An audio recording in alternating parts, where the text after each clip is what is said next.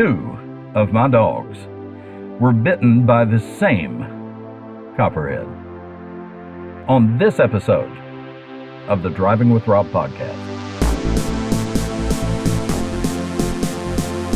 As you know, about 4 or 5 days ago, Hurricane Helene came through this area, dropped about 6 inches of rain on us, dropped about 16 inches of rain in the North Carolina mountains.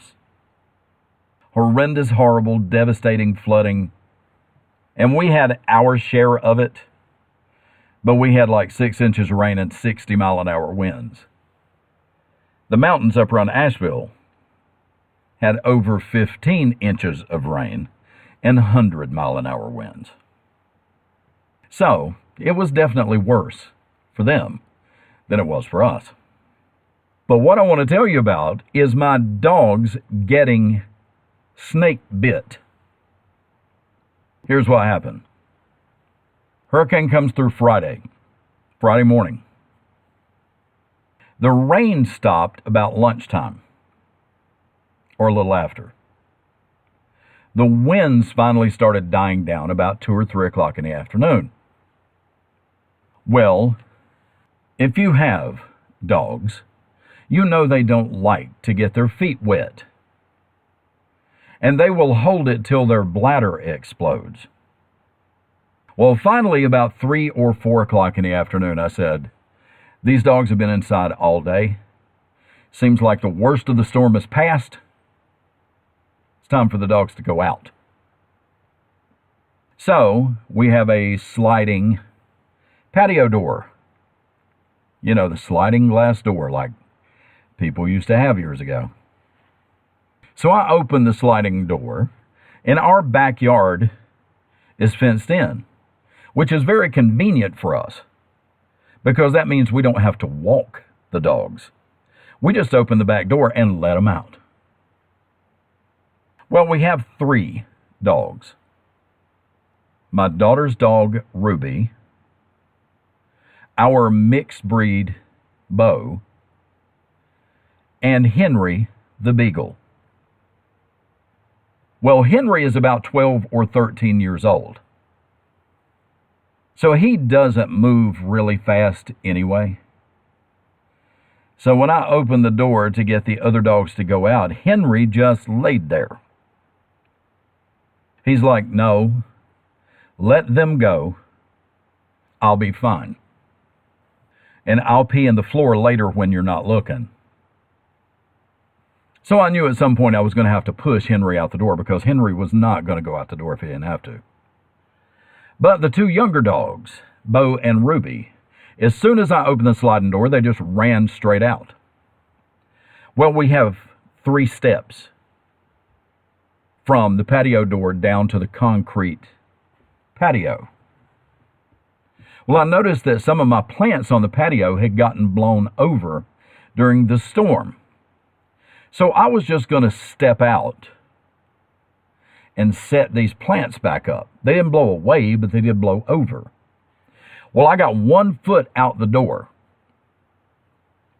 and they're about 2 feet away from the last step was a copperhead.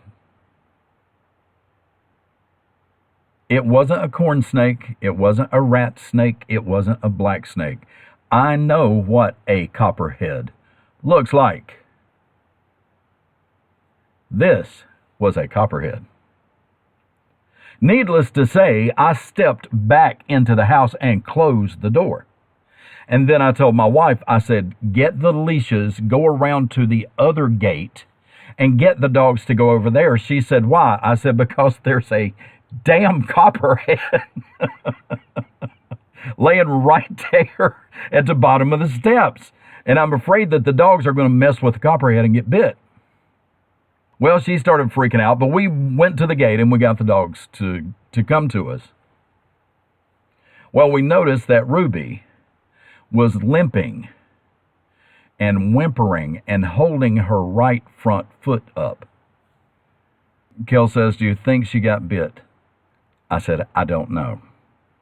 But both of these dogs had to jump over that snake. to get past the patio. And because Ruby is a little more hyper than Bo, she kept running back and forth as we were trying to get these two dogs corralled and back in the house. I said she was probably pawing at it and a snake bit her. To be on the safe side, there is an emergency vet right down the road from our house. I said, let's load her up, let's take her to the vet. So we get Ruby to the vet. And the vet said, are you sure it's a copperhead? I said, I am sure it's a copperhead. More correctly, it was a copperhead. I chopped this thing up in little pieces and threw the pieces up in the woods. And my oldest son, James, said, why didn't you shoot it? I said, because it was on the concrete. I don't want it to ricochet. I said, I just chopped it with a hoe. It's fine. So anyway, we take Ruby to the vet. Vet checks her out. He says, yep, there is swelling, which is indicative of a snake bite. And there are 2 little puncture marks, which is also indicative of a snake bite. He said, was this an adult snake? And I said, yeah. I said it was a fully grown snake. It had all the markings and all the colorings of a copperhead. It was easy to identify. And he said, well, usually when a mature copperhead bites you, it's just a quick defensive strike. They just hit you and back away. He said, because baby copperheads haven't learned how to regulate their venom. A baby copperhead bite is actually more dangerous because it will latch onto you and pump all the venom it has into you. They said with an adult copperhead, it's usually a defensive strike, hits you really quick, immediately backs away. He said that's good. But he said the puncture marks and the swelling is indicative of a snake bite. We can give her anti-venom. It's going to cost you $800. But she'll get well almost immediately. He said, but in this case, he said, we'll do what he called a coagulation test.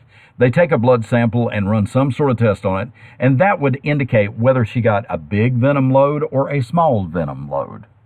Well, it was determined that she had not gotten a big dose of venom. He said, honestly, a copperhead bite is very survivable. He said, just treat it like a really bad bee sting. He said, I'll give her a prescription for gabapentin. He said it's a medication that helps with nerve pain, and it also calms them down a little so that they're not hyperventilating, and slows their adrenaline down a little and just calms them down in general. So I said, okay. So when we get Ruby back home, oh, and another thing, he said, do not try to clean the wound.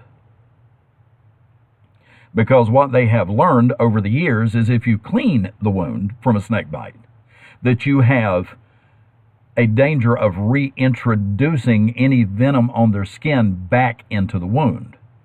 He said it's better to just let it dry. Don't even try to clean it. Don't bandage it. Don't do anything with the wound itself. Just try to keep her calm, try to keep her comfortable, give her the gabapentin, and she'll be fine. It was still $350, but she'll be fine. And it's not the $800 anti-venom treatment. So we bring Ruby back home. Well, then we notice Bo is swelled on his back leg. But see, Bo wasn't whimpering and he wasn't limping, so we didn't realize that Bo had gotten a snake bite. But we looked, and sure enough, he had 2 little puncture marks, and his back leg had begun to swell. Well, since the vet didn't do anything for Ruby, and he seemed otherwise fine, I said, we're not taking Bo to the vet. Vet didn't do anything for Ruby, so we're just going to treat him at home. Well, I went ahead and went online, did some research, and they said you can't give dogs ibuprofen or Tylenol for pain. Don't do it. But you can give them aspirin.